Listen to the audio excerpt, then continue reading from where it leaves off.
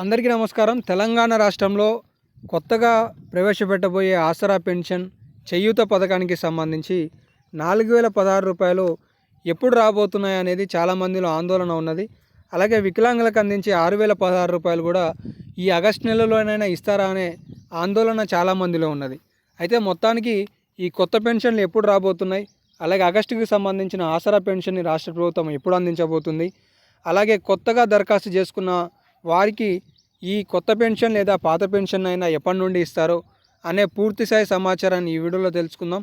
వీటితో పాటు కొన్ని సంక్షేమ పథకాలకి సంబంధించి వచ్చే నెలలో ప్రవేశపెట్టబోయే ఆ పథకాలకి సంబంధించి 10 సెకండ్లలో మీకు సమాచారాన్ని కూడా తెలియజేస్తాను. వీడియోని చివరి వరకు చూడండి.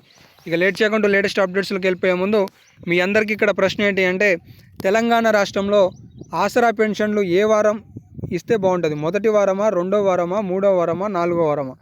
పక్కనే ఉన్న ఆంధ్రప్రదేశ్ రాష్ట్రంలో మొదటి వారంలోనే మొదటి తారీఖునే దాదాపుగా 95% మందికి లబ్ధిదారులకి అందిస్తుంది.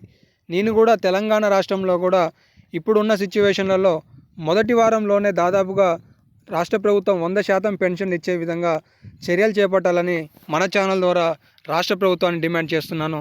ఈ విషయంలో మీరు కూడా కామెంట్ సెక్షన్లో మీ డిమాండ్లను వ్యక్తం చేసి రాష్ట్ర ప్రభుత్వానికి విజ్ఞప్తులు తెలియజేస్తారని ఆశిస్తున్నాను. వారికి సంబంధించిన సమస్యలు, ఇప్పుడున్న సీజన్ వ్యాధులని దృష్టిలో పెట్టుకొని నేను డిమాండ్ చేయడం జరుగుతుంది. కంపల్సరీగా మీరు కూడా నాకు మద్దతు తెలుపుతారని ఆశిస్తున్నాను. ఇక లేట్ చేయకుండా నిన్న స్వతంత్ర వేడుకల సందర్భంగా సీఎం రేవంత్ రెడ్డి గారు ప్రజలను ఉద్దేశించి ప్రసంగించారు. ఈ ప్రసంగంలో ఈ ఆసరా పెన్షన్ చేయూతానికి సంబంధించి వారు ఎలాంటి ప్రస్తావన తీసుకురాకపోయినా కొన్ని అంశాలకి సంబంధించి ప్రస్తావన రీతిలో మాట్లాడడం జరిగింది. వాటి గురించి నేను చెప్తాను. ఇక్కడ రైతు భరోసాకి సంబంధించిన నిధులు 1 ఎకరాకి 7,500 రూపాయల చొప్పున ఏడాదికి 15,000 రూపాయలు రాష్ట్ర ప్రభుత్వం ఇస్తామని చెప్పేసి ప్రకటించడం జరిగింది. అలాగే వ్యవసాయ కూలీలకి సంబంధించి రాష్ట్ర ప్రభుత్వం 12,000 ఆర్థిక సాయాన్ని అందించబోతున్నట్లు కూడా ప్రకటించింది. 7,500 రూపాయలు, 12,000 రూపాయలు మీ ఖాతాలో జమ కాబోతున్నాయి.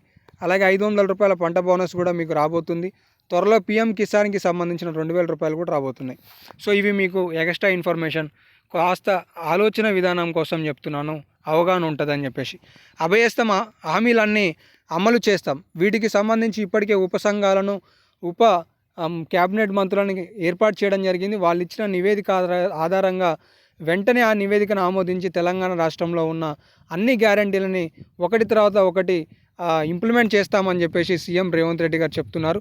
ఇప్పటికే ప్రపంచ బ్యాంక్ మాట్లాడడం జరిగింది. తక్కువ వడ్డీలకే రుణాలను తీసుకొచ్చి ఈ పథకాలన్నింటినీ ఇంప్లిమెంట్ చేస్తామని చెప్పేసి వారు నిన్న చెప్పడం జరిగింది.